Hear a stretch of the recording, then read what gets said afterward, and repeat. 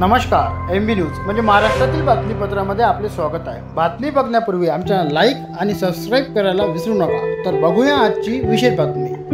नागपुरातील नंदनवन परिसरात Skoda car चालकाने भरधाव वेगाने रोडवरील भाजी विक्रेत्याला धडक दिल्याने 5 जण जखमी झाले।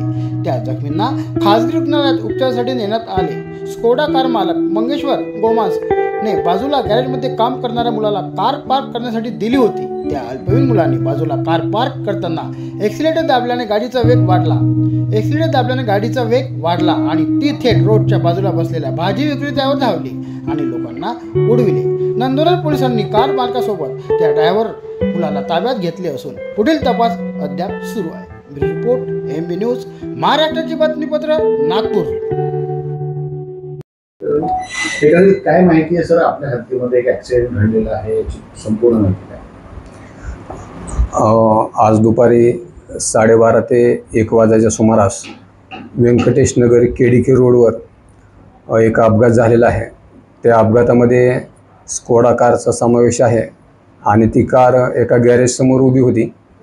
तर त्या गॅरेजमध्ये काम करणारा एक अल्पवयीन मुलगा आहे आणि त्याने ती कार त्या कार मालकाकडून चावी घेऊन स्वतःकडे घेतली आणि बाजूला ती कार करण्याच्या उद्देशाने ती बाजूला न करता तो सरळ रोडवर घेऊन आलेला आहे आणि त्याने ॲक्सिलेटरऐवजी ब्रेकऐवजी ॲक्सिलेटर त्याच्याकडून दबलेला होता असं त्याचं म्हणणं आहे। आणि ती कार स्पीड पकडल्यामुळे रोडच्या बाजूला असलेले जे काय हातगाडे ठेले आहेत त्याला जाऊन त्यांनी ठोकर दिलेली आहे आणि त्या ठिकाणी हातगाडीवरील आणि काही कस्टमर जे साहित्य घेण्यासाठी आलेले आहेत ते इंज्युअर झालेले आहेत। यामध्ये टोटल 5 इंज्युअर आहेत। त्यापैकी सर्वांना तशा नॉर्मल इंजुरीज आहेत, परंतु अजून 2 लोक उपचार घेत आहेत। तर त्यामध्ये तो जो मुलगा आहे अल्पवयीन त्याला ताब्यात घेतलेला आहे, त्याला मेडिकलला पण पाठवलेलं आहे।